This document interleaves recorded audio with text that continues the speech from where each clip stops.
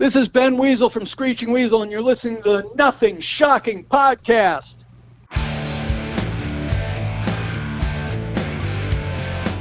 Want to know what's going on in the world of music? Then tune in to the Nothing Shocking Podcast, a non-genre based, all-ages friendly rock and roll program. Join us weekly for interviews with all your favorite rock stars from the mainstream to the underground.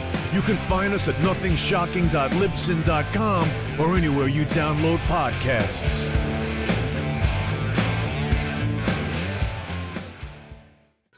We're putting the band back together. The numbers all go to 11. I'm talking about bands that rock. Led Zeppelin. What about Sabbath? AC/DC. Motorhead. Does that mean it's louder? Is it any louder? Well, it's one louder, isn't it? We're not worthy! We're not worthy! Why don't you just make 10 louder and make 10 be the top number and make that a little louder? These go to 11. I get up off the ground and raise my head. Days like this, think I should be dead. One for Satan, two for me. Let's cheat the devil, it's fun, don't you agree?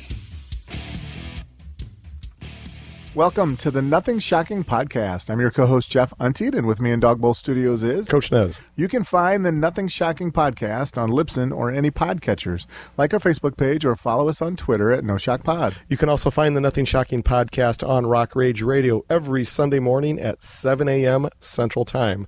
Our sponsor is Ragged Records, located in downtown Rock Island, Illinois, and downtown Davenport, Iowa. We'd like to thank the Hong Kong Sleepover for allowing us to use their music for our intro and bumper ending. Tonight's guest is Ben Weasel of Screeching Weasel. Promoting the new album, The Awful Disclosures of Screeching Weasel, correct? Yes. Yeah. Great interview. Great talk. Let's get to that interview. All right. Good night. Good night.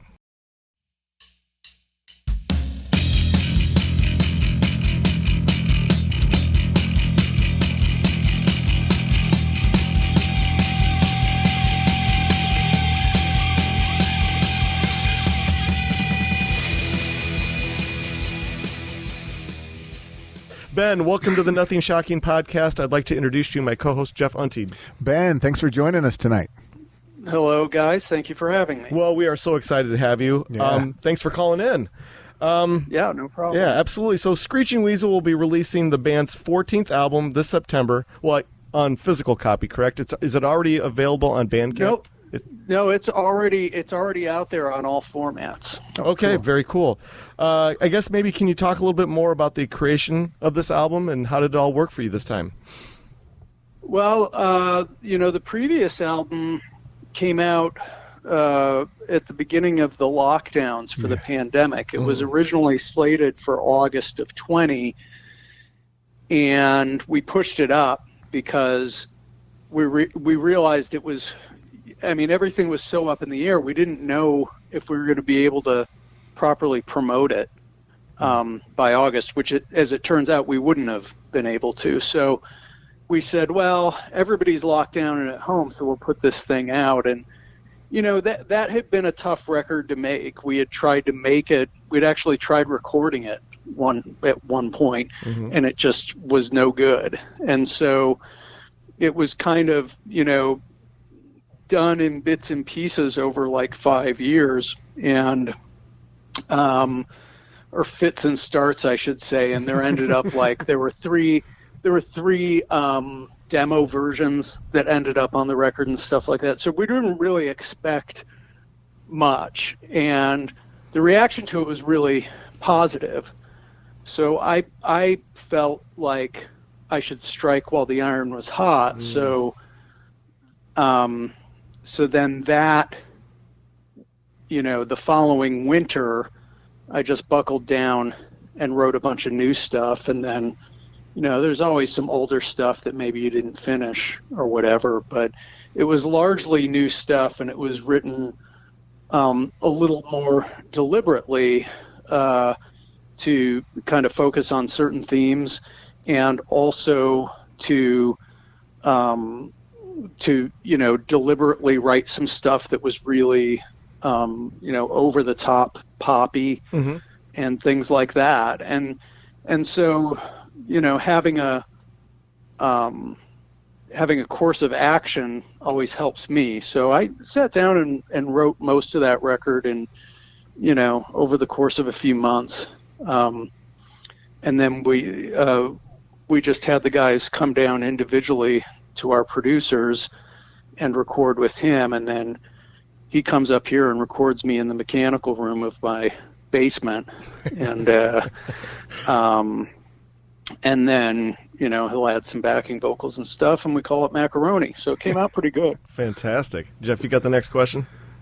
Yeah. How do you guys how does it work for when you do the songs separately like that for getting them all together, to perform live? Do you guys have to sit down and bang them out, or how's that work for your band? The guys are pretty on the ball.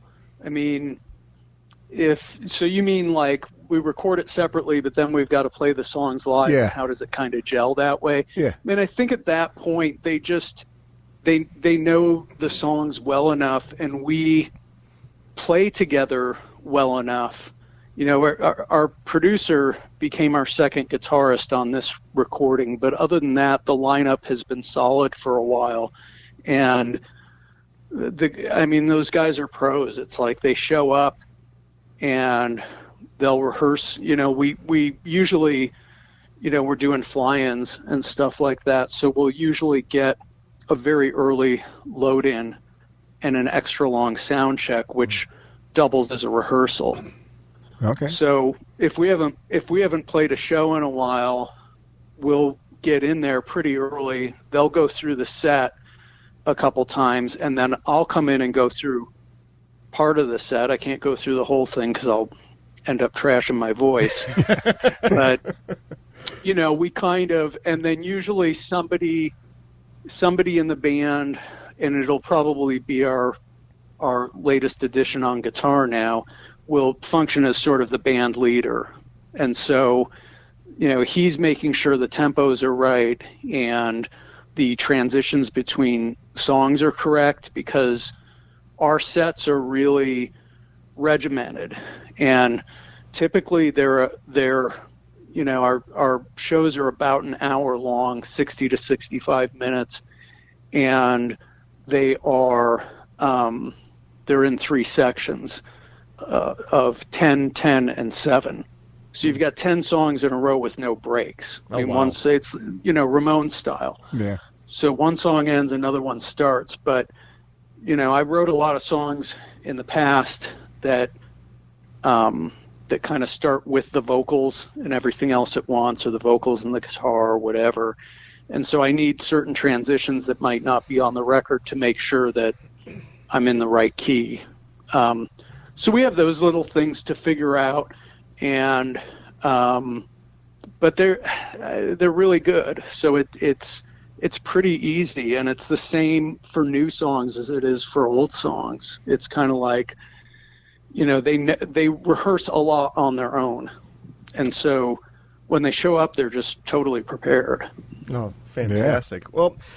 Well, we've talked to a lot of artists since the COVID lockdown occurred that they'd felt like, the COVID-19 restrictions gave them type of a renaissance to their songwriting abilities. And I guess maybe this kind of goes hand in hand for you with this question, but, how has the songwriting for you evolved over time? Did you feel, though, that COVID also helped you in your creative process when it comes to writing new music? Well, that's a big question to try to answer. So to answer I'll do my best. But to answer the second part first, I would say it didn't have much effect, because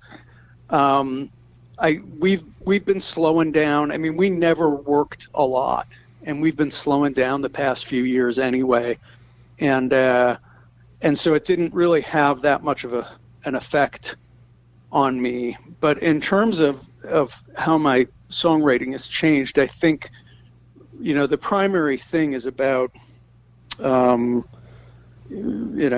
16, 17 years ago, I just started taking it more seriously as a craft, and kind of dropped some of the things that some of the ideas about art and about songwriting in particular that I had from my youth that were kind of silly. And, you know, probably the primary one being that it should be all this kind of gut level bolt of inspiration, you know, write it in 5 minutes.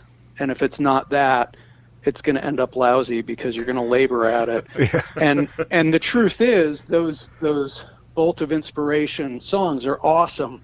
But if you're sitting around, you know, counting on them to happen, good luck. I mean, for a lot of us, you know, for a lot of bands, it'll be like their first record is like that, or even their first couple. For me, it took till my third record, till everything kind of fell in place. And it was that kind of record where, you know, everything I wrote just seemed easy, because it was like it was already written. But, you know, you can't count on that. And there, you know, it has served me well to say, you know, I kind of sat down and reevaluated during a period where the band had split up for, I don't know, the third time. And I was doing solo stuff, but it wasn't, I had done a solo record that wasn't where I wanted it to be. And so I was writing basically a concept record. And at some point I realized this just isn't good. And, you know, there's some good stuff, but it's just as a whole, it's not good. And the whole idea needs to go. And that kind of prompted me to look at, you know, what am I good at and what am I not good at and what are my strengths and my weaknesses, and, you know, what do I need in order to do things the way I want to do them. So not just the songwriting, but also how the songs are presented, you know, everything from instrumentation and arrangements to production. So I kind of had a period of time where I really, you know, had to look at that, and then started writing and started realizing, okay, it suddenly became much clearer where I was going along and where I was kind of kicking ass. And so it also happened at that time that I hooked up with our producer, Mike Kennedy, who agreed to do my second solo record. And that, I think, is still one of the best things I've done. And that was a direct result of that shift of saying, I need to take this more seriously, and I need to focus on what I'm good at, and I need to try to start, you know, staying away from the things that I'm not so good at. And most importantly, I need to work with musicians who get it, who are really talented, and who want to be there. Because, you know, with Screeching Weasel in the 90s, there were people who, you know, really didn't seem to want to be there. And it was hard to get people to practice, and it was hard. You know, there were people also who, you know, maybe, you know, weren't where I wanted them to be creatively. So, you know, the guys in the lineup now don't write songs for the band, but what they bring to the songs in their instrumentation is really, really valuable, and makes the songs better. So that's been kind of the shift ever since. And so I think from that point on, that's my, you know, favorite work that I've done, all the records I've done since then, because I feel like, oh, I finally figured this out. I finally got a clue and figured out how to write songs. I guess when it comes to you the artist, is it a hard pill for one to swallow when you're saying, hey, I got to realize that I don't do this well, as you were referring back to that, like, okay, this is not what I do well. Is that a hard pill for you to swallow? I mean, no, it wasn't for me, because I think, you know, you've got to, if you get caught up on ego stuff, your stuff is going to suck. I mean, you have to be pretty disciplined. And, you know, if I tell somebody, here's how I look at it. If I tell somebody in the band, like, look, I know you came up with this part, it's not working, then that's not personal.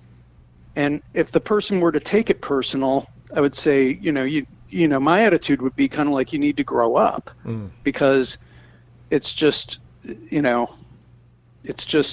sometimes, not everybody can do everything perfectly or the way that it should be done. And so if I'm going to do that, I have to have that same attitude towards myself. And so I think, in the course of songwriting, you will try different things, especially when you're younger. And, some of them you might be surprised and go, oh, here's this thing I can do that I didn't ever think of doing before. But a lot of times you'll go, yeah, this is okay maybe, but it's not, there are people doing this a lot better than me. Sure. And I think, and so no, that doesn't bother me. And I think my ego gets protected by the fact that I know that there are things that I am good at. So if I'm not good at certain other things, that's fine. Nobody's good at everything. Very good. I guess it's kind of a little bit of a multi-part, but I was listening to the Awful Disclosures this morning. Like 6 Ways to Sunday, love that song when it kicks off the album. How do you go about picking like your album track order? Is there a process that works for you? The sequence of the songs? Yeah. Well, I mean, that was a case of deliberately sitting down and writing an album opener. I don't do that all the time, and a lot of times when I do that, it maybe ends up later on not being the album opener. But that one, I wanted a specific type of song to open the record, and so, but generally I sequence as if I'm sequencing for an LP. Yeah. And I did this even in the years when LPs were basically, almost non-existent. So even when I was, making mostly CDs, I was still sequencing for an LP because the principles behind it are effective regardless of format. So what that means is there kind of there are 4 crucial spots, which is the beginning and the end of each side, and then there are 2 less crucial but still important spots, which are the 2 and 3 tracks on the A side. And so those are kind of my starting points. But then you also will sort of, and this is kind of the frustrating part of it, but also the fun part of it is sort of looking at what's happening thematically, both lyrically and musically. And, you can play with things where it's kind of like, all right, I don't want these 2 songs in a row because they're in the same key. Yeah. Or you can say, like I did on Awful Disclosures, so I believe it's between track 2 and 3, they're in the same key, and the ending of the one and the beginning of the other almost make it sound, for a second, it kind of fools you into thinking it's a continuation of the same song. So I will do little, I guess, subtle things like that to sometimes throw the listener off balance a little bit. Yeah. Nice. And the idea behind it is the same idea behind dynamics, So if you thinking of dynamics in the traditional term of loud soft in order to create effect, I think similarly you can create dynamics in other ways that aren't about volume and that are about, just creating, kind of juxtapositions or sometimes, even creating one by giving the ear what it wants to hear after having not done that a couple times in a row. So there, and from that, then I think you can develop kind of a flow. And so, but I spend an awful lot of time on sequencing because I think it's really, really important, even though, you know, in this day and age, anybody can go in and resequence any album. Right. And that's cool. I mean, I think listeners should be able to do that. And God knows, you always loved the first Cranberries record. I mean, they did other good records too, but that first one to me is just perfect. Yeah. There's such a great bunch of songs, but I never liked the sequence. But now I can resequence it in a playlist in a heartbeat. Nice. And say, this is the way you should have done it. You know? And I think that's fine. You know, it's if people want to do that. And if people want to do that, I think, you know, think about it. Do it in a way that actually makes sense and prove me wrong. You know, prove my sequence wrong if you can. Yeah. Well, you know, the cool thing about our podcast is this, since we're a non-genre-based rock and roll podcast, so we have listeners that, you know, that are heavy metal fans, but now they're discovering Screeching Weasel. And so for our fans that are just now discovering Screeching Weasel, when they hear this, and they go to the Awful Disclosures to listen to Screeching Weasel for the first time, this being your 14th album, but can you kind of give us or our fans a lowdown of what to expect when they're going to discover this new album from Screeching Weasel and then go back into the library of your music? Well, I think it might be too big a question to answer that last part, like when they go back into the library, because, I mean, to put it briefly, it's varied, and it's kind of hard to talk about that succinctly.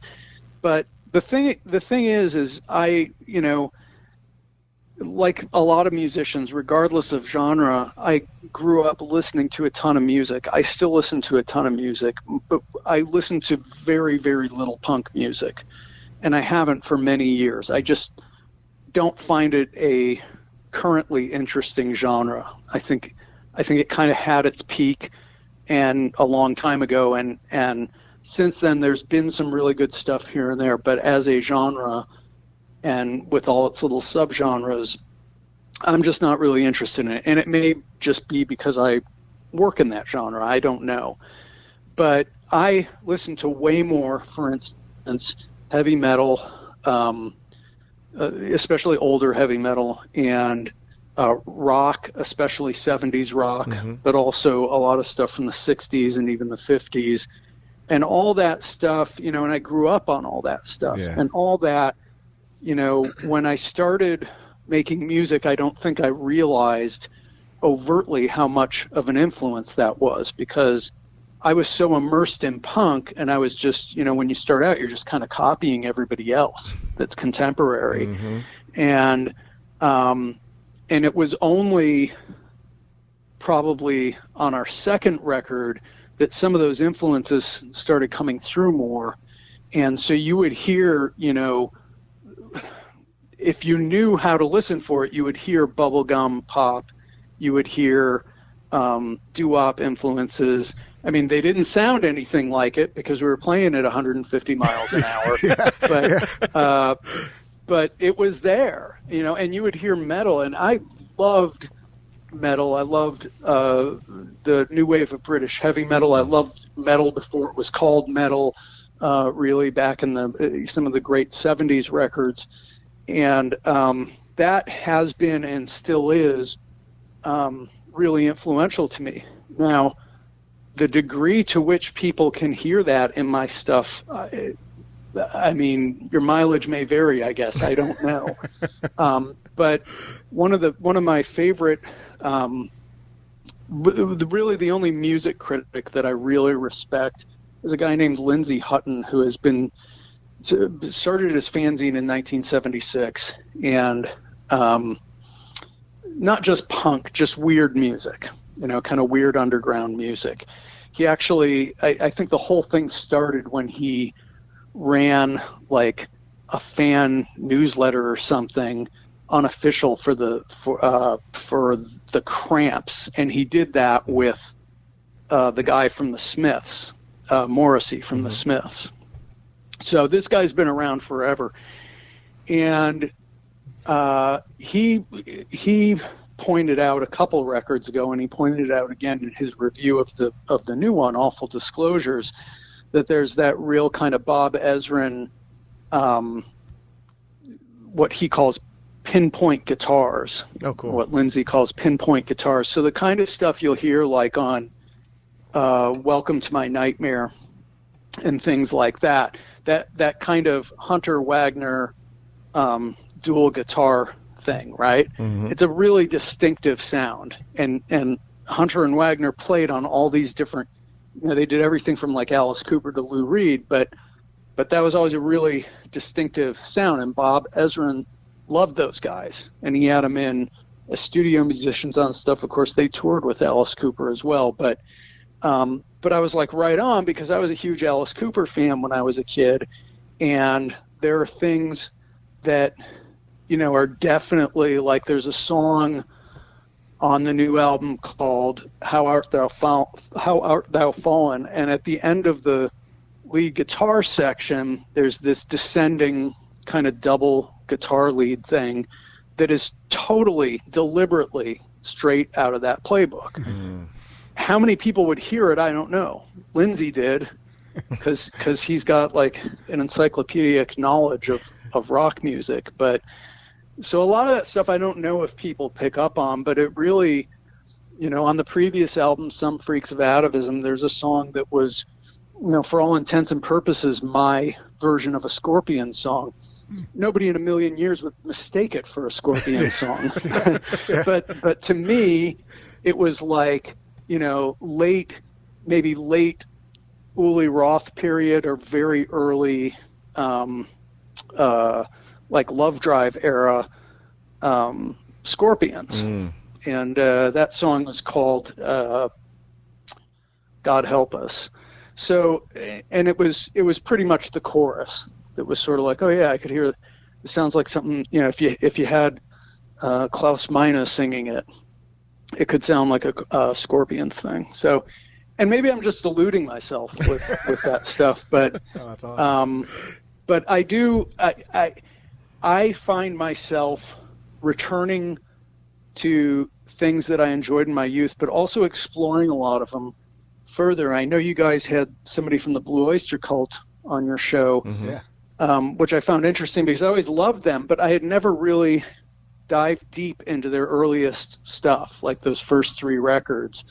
I knew the most popular songs from those records, but I'd never really dived into them. And to return to that stuff and look at it deeper than when you were a kid can be really rewarding. Yeah. And you discover, so much great stuff. Another one lately that I've just been absolutely obsessed with is Rory Gallagher. Oh, wow. Okay, yeah. And everybody knew the Irish Tour 74 record, but, I had never known, for instance, how many just really well-written songs were on some of those early records that he did after Taste. And also, I hadn't really comprehended what a great guitarist he was, not just on a technical level, but the almost kind of like something transcendent was happening, in his performances. I mean, he was primarily known as a live guy, and for good reason. I mean, it was almost religious what was happening up there. So it's been really joyful for me to revisit that, and also to experience some of the stuff with my son, who's 11 years old now, and has never heard any of this stuff. Yeah, that's awesome. So I can go and be like, you guys are in Illinois, right? Yes. Yeah. So I can go and be like, okay, so here's this band REO Speedwagon, and here's, and play this stuff for them, and and try to explain, like, they were huge in Illinois, they were huge in the Midwest, but outside of that, they were touring constantly for years before they really broke through.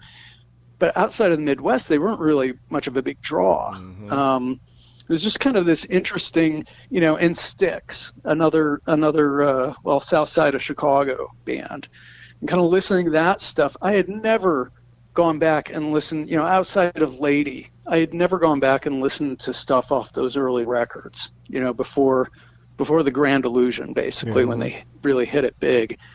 And it's hit and miss, but it's often very interesting. Even the stuff that maybe I'm not that crazy about, it's so ambitious.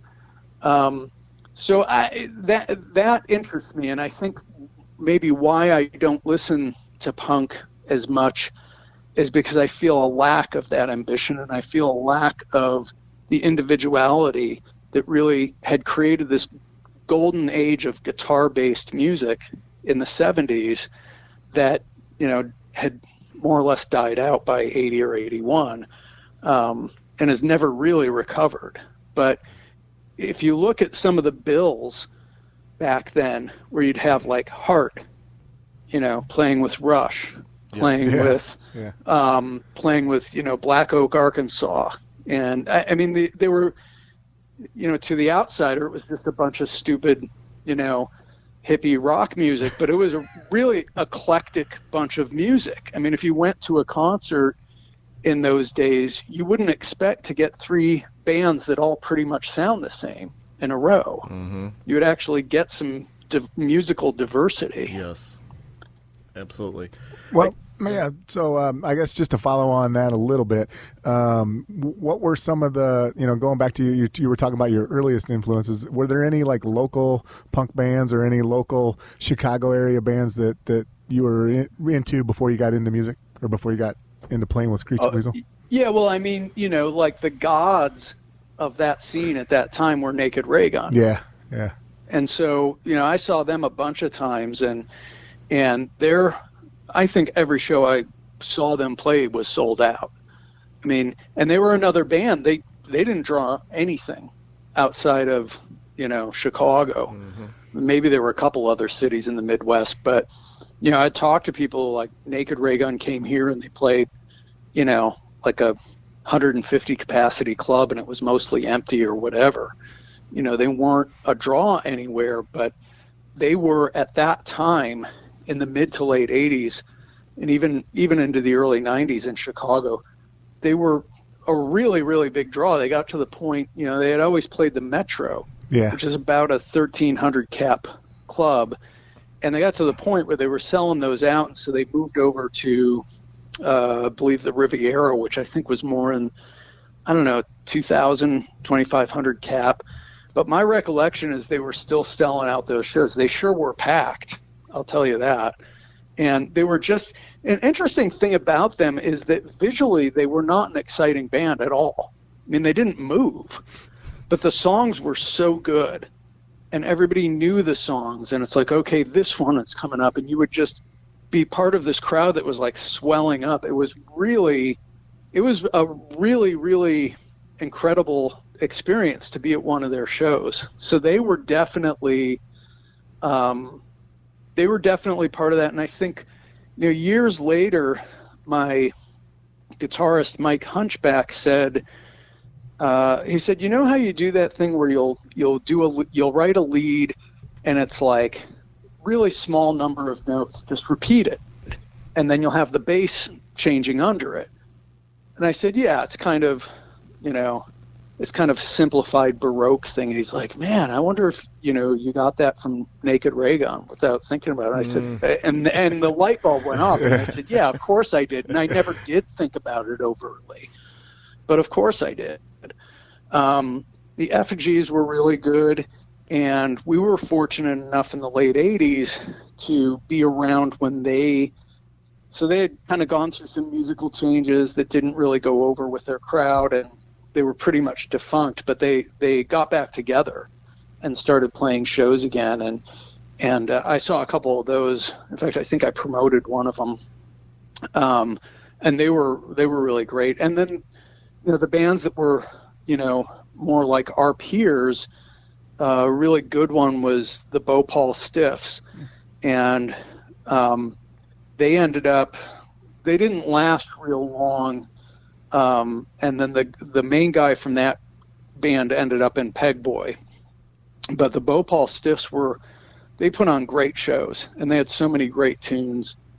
there was a band called Certain Death. It was the only punk band I ever saw where the singer was also the guitarist, and he wore a headset. Like nobody did that except Madonna, right? But he wore a headset for his vocals.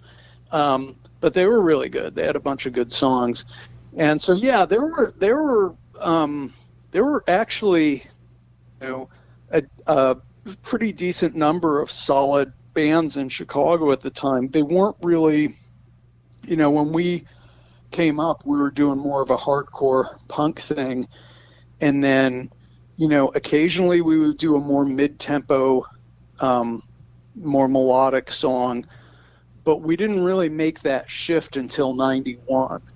And at that point, we were not the only melodic band in Chicago. Certainly Naked Ray Gun was very melodic, but we were the only one doing that really Ramones-based and really bubblegum pop-based stuff. And so there was a little more distance between us and those other bands in terms of where we were coming from. And also by then, a lot of those bands had split up. And the stuff that was replacing them was like earlier versions of emo, which I was just never into. Mm-hmm. So it became a little bit less exciting for me just because it wasn't music that I was particularly into. But yeah, there was a lot of cool stuff. There's a band from the South Side called Number 9 that did kind of a Black Flag influenced thing that was really powerful, really good. So yeah, there were definitely some good bands around. Oh, so nice. Cool. I wanted to touch upon Television City Dream, which was released back in 1998. I guess this album was maybe a slight change stylistically for the band, if I can remember right. Maybe kind of sped some things up there, opposed to albums before that. Is that correct? Yeah. Well, it was what happened there. So we did a record. We had left our other label. We went to Fat Records and did Bark Like a Dog, and it was pretty successful. And it made the label money. Everybody was happy.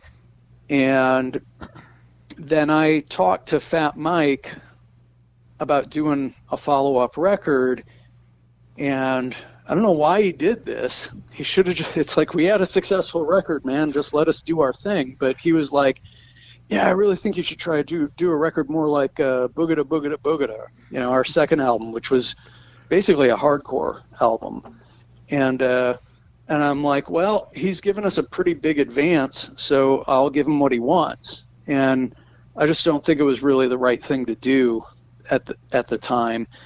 And the other thing is, I was really impressed with a NoFX record that had come out at that time. And Fat Mike, who runs Fat Records, who wanted us to make a faster record, is the guy from NoFX.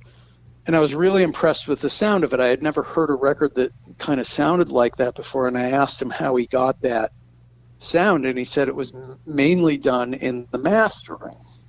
So when it came time to master that record, we hired that guy, and it just turned out disastrous. It was basically, you couldn't hear the bass guitar.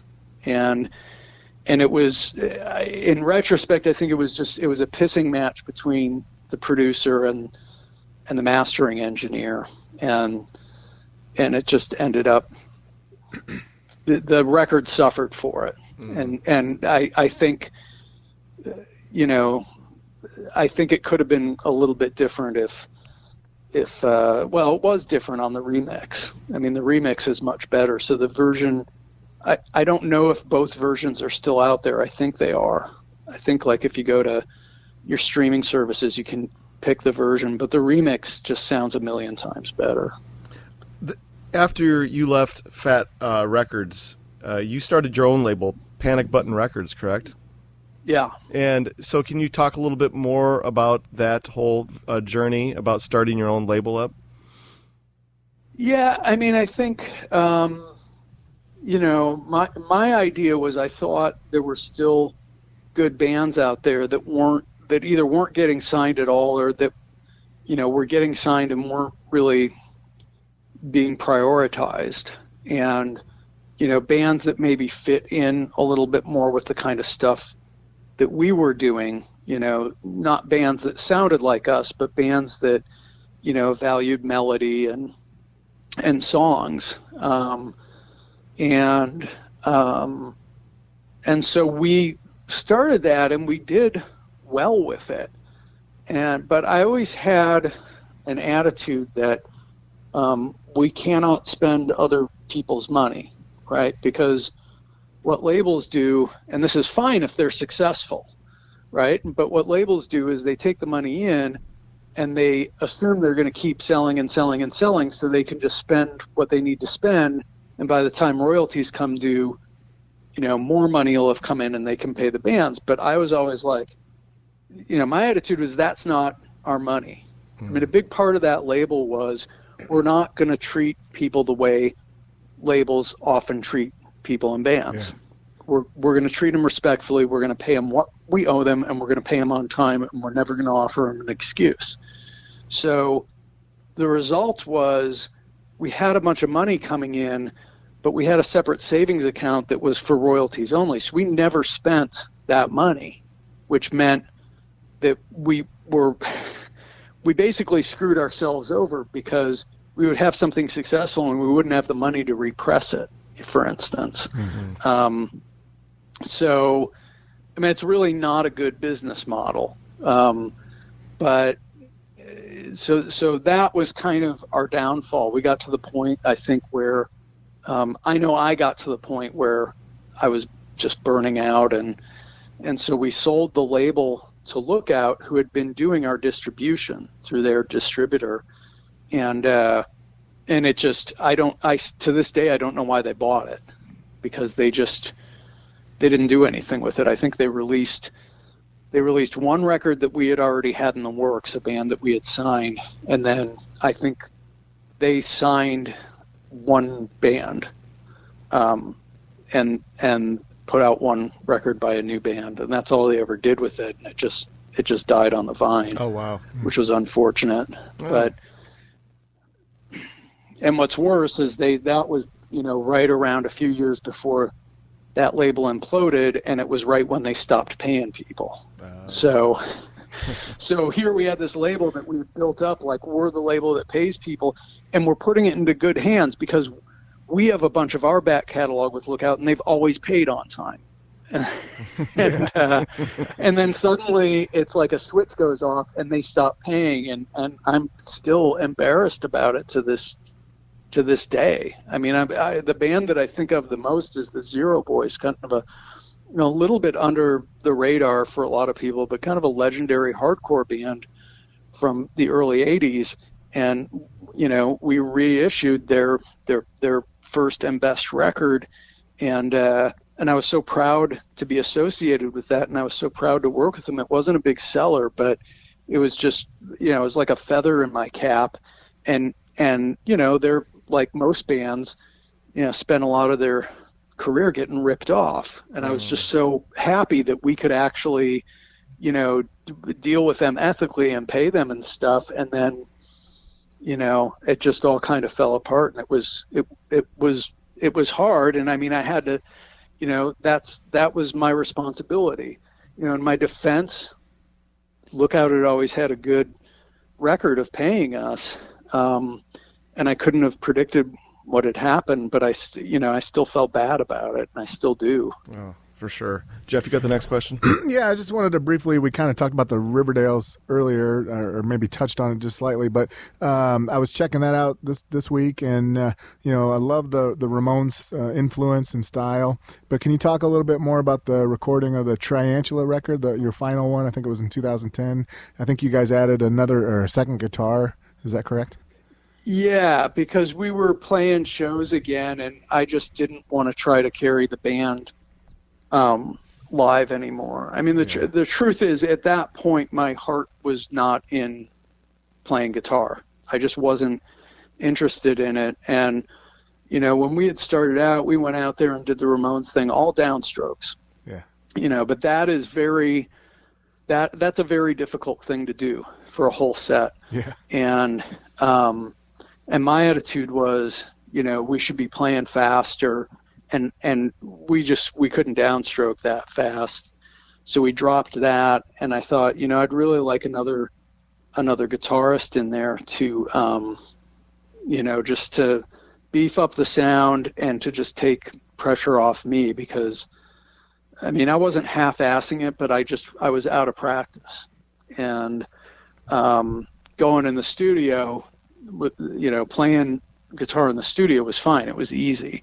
But going and doing the set live, I heard some recordings of some of those shows, and I was unacceptably sloppy. So that was a reason for doing that. But yeah, that is that band's best record. Yeah, I love that. You usually don't get to your fifth record and that's your best one. But that was a band that got progressively better with each record. And of course, our biggest seller by far is the first one, which is by far the worst one. But we got better with each record, and there was also I was deliberately trying to evolve. It was like alternate universe Ramones, and this only started on the second record. Like we weren't trying to be the Ramones on the first record, but with the second record, we sort of took this attitude of, what would it be like if the Ramones, like kind of the late 80s Ramones, had kind of gone back to their roots, and like what would that record have sounded like? So that was kind of the driving force behind that. And then as we went on, I kind of went, okay, like from that point, say 80, 87 or so, how could they have progressed in an alternate universe? Yeah. Because some of those late 80s records, frankly, aren't real good. There's a couple good songs on them, but they're not great records. And so that was the thinking behind it. And what we ended up with on the last record was, I thought, really interesting, and incorporated like these. It incorporated different elements that somehow worked, and that all, kind of sort of could have worked in that universe. Like there's a song on there called Infection, and we had a guy come in who ended up actually being in the band after the other guitarist quit. But we had him come in, and he was a really hot shit lead guitarist. And I just had him tear off like this blazing, brutal metal style solo that I could never in a million years play. And it's like the Ramones never ever would have done that, but this song is proof that it actually could have worked. Yeah. Yeah. So that was always in the back of my mind, but we also, really liked that bubblegum aspect of the Ramones. And so what I did with that record was I sequenced it where all the kind of tougher, badass, or really riffy kind of Ramones songs were all on side A, and then side B was all pop. And that's something that, normally you don't do that. You try to mix it up. But I thought the sequencing on that worked really, really well. Oh, so cool. Yeah. All right, so I got one last question for you, and then we'll leave you alone for the evening. Okay. So this is back to that songwriting question again. So you as the songwriter, and you're sitting down to write new music, when you were writing Screeching Weasel music opposed to writing music for Riverdale, opposed to writing music for your solo material, did you have to get into a certain frame of mind to write your solo work, or get into the right frame of mind to write your Riverdale music, opposed to getting the right frame of mind of writing Screeching Weasel stuff? How does it work for you, or does it matter? Well, okay, so my second solo record is basically a Screeching Weasel record. So no, that was totally, and like I said before, that was me kind of rediscovering what I was good at. So that was if that had been released as a Screeching Weasel record, nobody would have batted an eye. You know, they would. It is, for all intents and purposes, a Screeching Weasel record. Unfortunately, because it has my name on it instead of the band name, it hasn't sold as well as any Screeching Weasel record. But it's one of the best records I've ever done.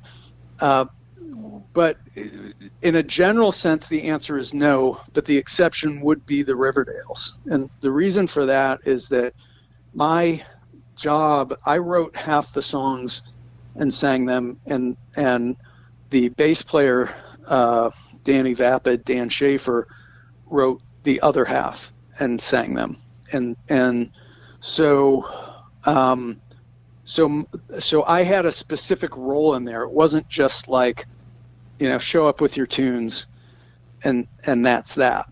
Like, for him it was that, but for me it was, I have to kind of counter those tunes. You know, like we were talking about earlier, that sense of dynamic. And so I said, what I want to do and what I think I can be good at is doing that more really riff-based stuff. It's not, you know, as immediately catchy maybe, but it's got that little tougher edge. It's what Tim Yohannan at Maximum Rock and Roll used to call retardo punk, which I'm sure we're not allowed to say anymore. But it was that kind of thing that was so dumb it was smart. And, you know, a lot of insistent, repetitive, you know, rhythms and riffs and stuff. And so that was essentially my role. And I would occasionally write a pop thing. But when we came around to that last album, Tarantula, I had just come up with what I thought were some really, really good pop songs that would fit with it, which was probably part of the reason we did the thing where we did kind of the more aggressive songs on side A and the poppier ones on side B. But I think Vapid's songwriting on there too had also improved from the previous record. I mean, he's got some really, really good songs on that record. So it all came together, and it's really a shame because I think we just kind of split up pretty soon after that record came out. I know I was already writing songs for a follow-up record. I had a title for the record, I had a cover concept, I had song titles. So one of the things we did on the final two Riverdales records was I would come up with a list of titles which were mostly movies that I had seen, you know, riffed on Mystery Science Theater. And and I would say, okay, here's what I need you to write. Like, here's these titles. Tell me which ones you want. I'll take some, and we'll use that. You don't have to see the movie, but you're just using that title as a jumping off point. And because, you know, things like that, when you do, first of all, I think writing from titles, if you can do it, is a really, really good way to write. It disciplines you from the get-go, and it gives you a framework. You know, I think that doing any kind of art is essentially like you have this really large jigsaw puzzle, and it can be very difficult to put it together. And I know I've heard people use the jigsaw puzzle metaphor, and they'll talk about how much they hate it. And it always comes out in some form of, I hate writing, but I love having written. But I like writing. And the reason I like writing is because if it is a jigsaw puzzle, that means there's a solution. And so I don't get discouraged or really very frustrated when I'm writing, because I know there's a way it can work out. I might not get it now. It might sit there. You know, there's a song on the new album, Kill to Cure, that's been sitting there since the early 2000s. Oh, wow. Because the producer, I'd always put it up for the album, and I knew it was a great tune and people love it, but he always felt it wasn't quite there, and it always revolved around the bridge. And we ended up, I tried so many different things with that bridge, and when we ended up doing it for this record, we went back, I think, to like the second thing that I had tried with it, and it worked. But it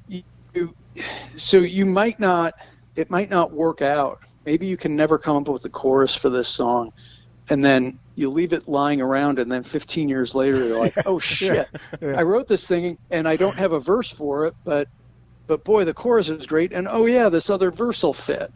And so, to me, a lot of it is mental attitude, and to me, when you're sitting there working on the thing, you can't worry. Like, you have to trust in the process, and you have to trust. I have written good songs before. It's like they say in sports, once you exhibit the skill, you own the skill. And so it's like you've got to be able to go, I know how to do this, and I'm good at this. So, even when it becomes difficult, you just keep in mind that there is a solution, there is an answer, and the way you find it is not, like I said at the beginning, by waiting for that bolt of inspiration to come down from the sky.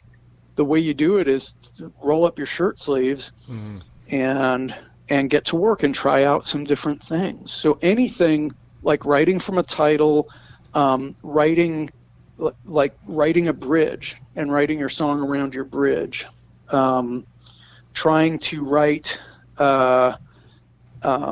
in a like I did, on the previous record before this one, trying to write in a kind of novelty song kind of way, or a country music kind of way, as played by a rock band, so that nobody listening to it would actually know it was influenced by country music, but you're using some of the tricks of that trade, and then incorporating them through your own sensibilities.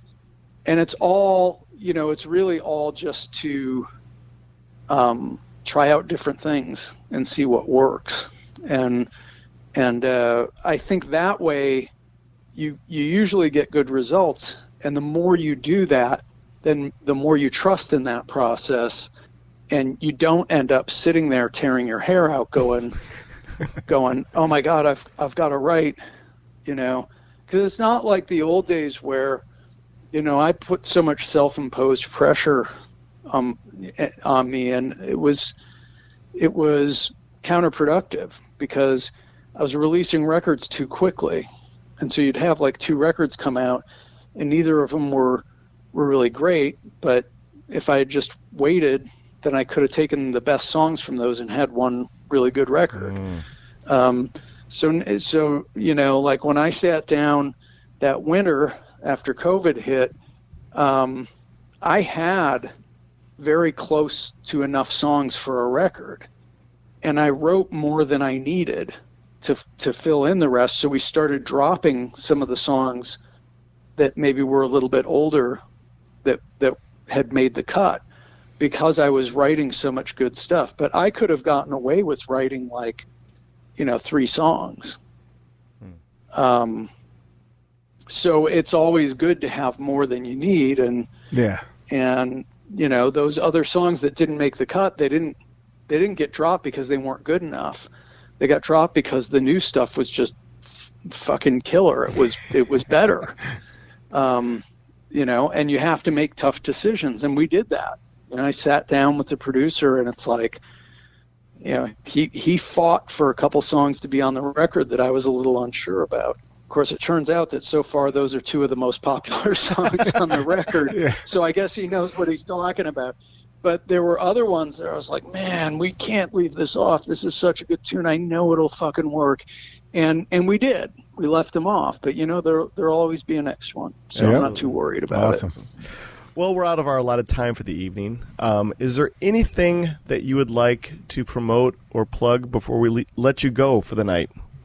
Oh, I probably should, but I'm really bad at that stuff. The new album, I mean, you guys talked about the new album, The Awful Disclosures of Screeching Weasel. I would say if you listen to this podcast and, you know, you're maybe not well versed in punk, that is easily the best place to start for us. And I would say start and work your way backwards, because there, you know, we did some good stuff in the 90s and in the late 80s, but it's not, the new stuff is better. I know everybody thinks that, but it really is. Fantastic. Yeah. Well, this is how things are going to work. We're about 3 to 4 weeks behind on our episodes, but Jeff, the editing wizard, will get this thing out. Probably for us, I'm looking at about 3.5 weeks, and then we'll send it to your publicist. If it's okay, I'll send it to you too. Does that sound good? Yeah, and you know, you can get him or me or both of us images if you want that we can throw up on the socials and everything. We'll help out on that end. Oh, fantastic! Awesome. Well, thank you so much. No problem. Thanks for your time. All right, have a good night. Take care. Thank you. You too. Bye-bye. Bye-bye.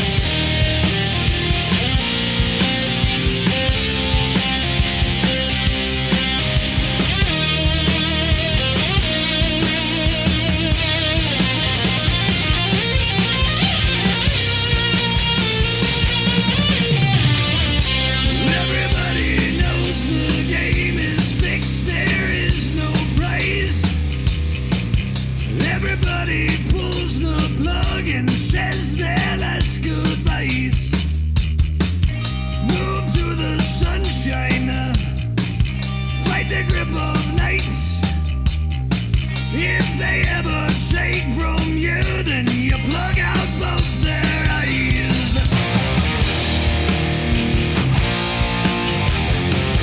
They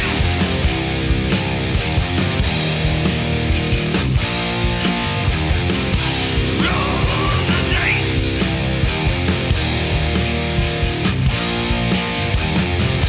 Take your chances.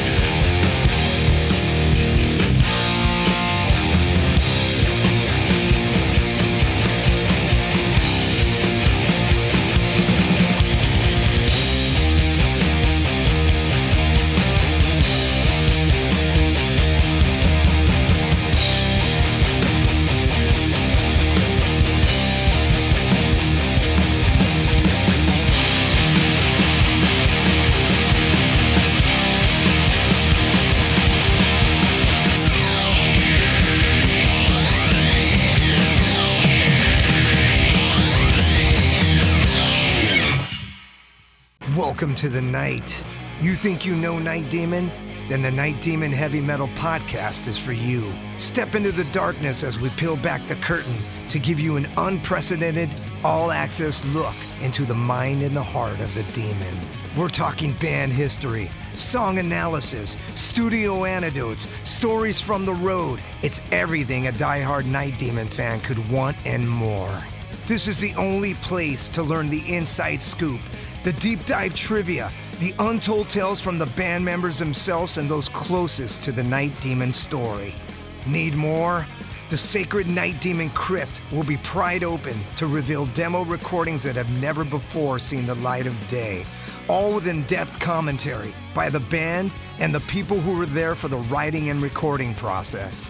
This is a gold mine, a treasure trove of all things Night Demon. Head over to nightdemon.net or wherever you listen to podcasts.